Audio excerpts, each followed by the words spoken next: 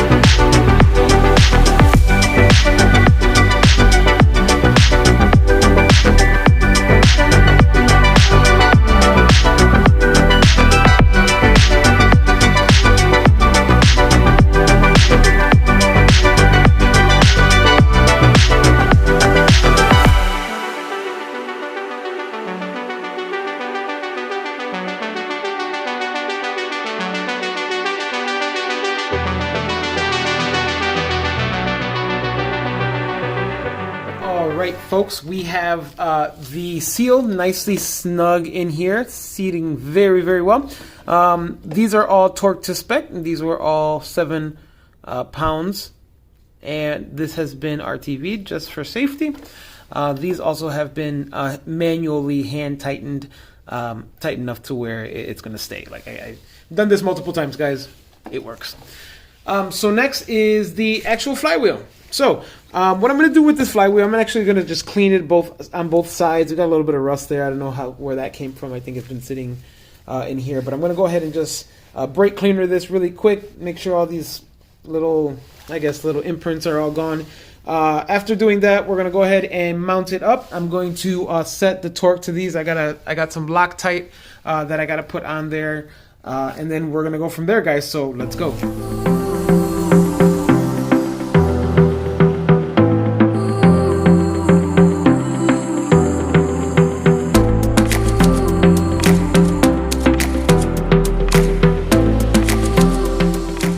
Folks, so we have the flywheel installed. This is a 11-pound flywheel, so it's pretty decent. It's not super heavy, it's not super light, but it's pretty decent. As you see, it's nice and clean. It's looking nice and fresh on here. I can't wait to continue moving on. We're gonna go ahead and install the flywheel bolts. There's a specific pattern that you have to go to. Your wheel bolts are gonna be Loctited. I believe the Loctite that I'm using is the 242, the blue stuff. So that's going to be used on there. You might not see me do it on on this video, just because what I'm going to do, I'm trying to save time here and not bore you guys. So I'm going to go ahead and have them already probably on there, manually tighten, and then I'm going to go ahead and then torque them down to 80 foot-pounds of torque. Okay, guys? So remember, these are 80 foot-pounds of torque. There's a specific way to tighten them, and we're going to go ahead and do that, guys. So let's go.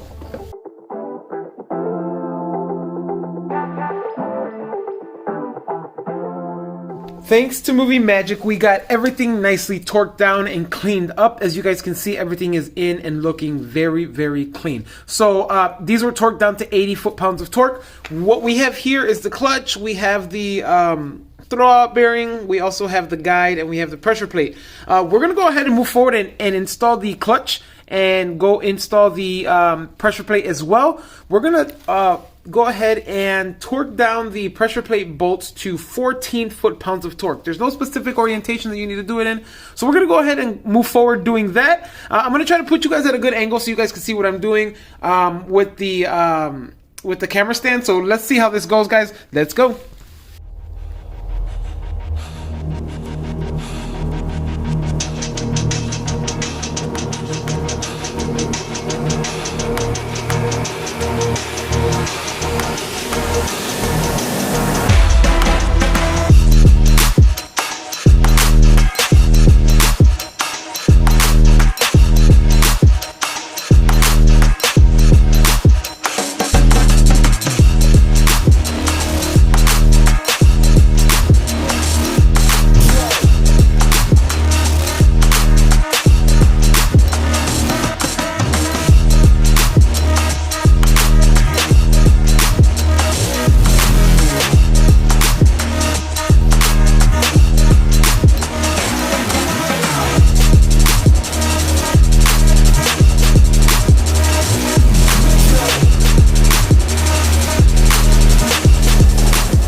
Alright folks, we have the clutch installed. Look at that, dead center, looking great, guys. Everything was torqued down to spec.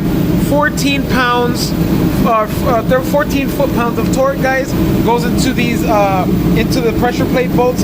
But look at this, looks phenomenal. Everything is on and nice. This is straightly centered, as you can see. Perfect, perfect, perfect, perfect, guys. So moving on to the next thing, let's go. All right, everybody, moving on to the next items. We did get quite a few different things in. So we got this. This is for when I get the other pieces into the transmission.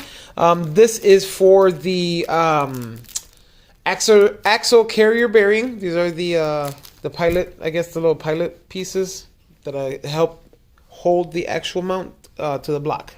The E153 top mount. This is an exclusive E153 mount, and we need it for the 351 transmission that we have right down there.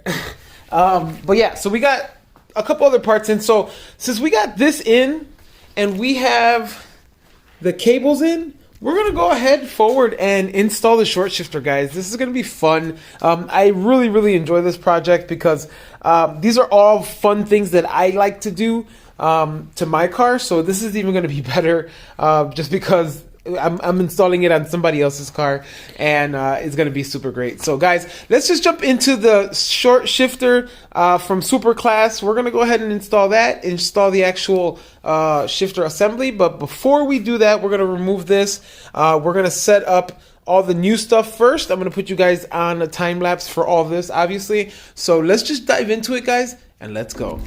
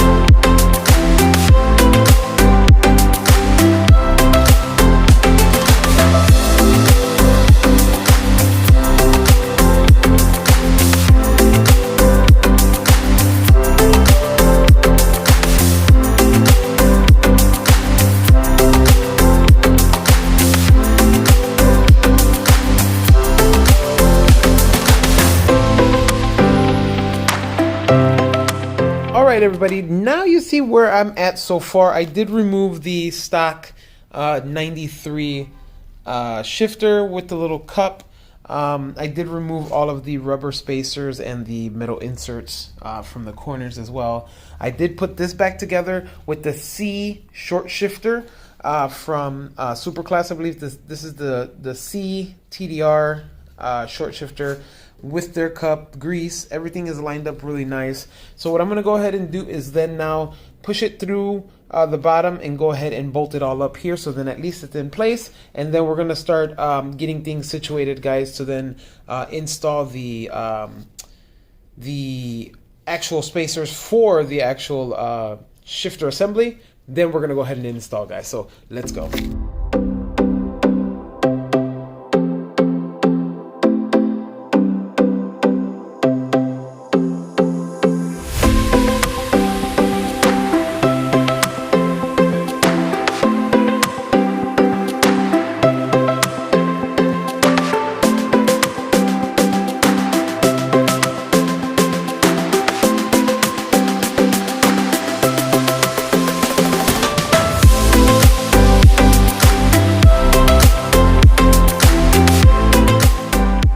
Everybody, I'm super excited. So now that everything is nicely installed, I did install the drop plate, all bolts, it's all greased up. C's TRD short shifter from Superclass is now ready to go.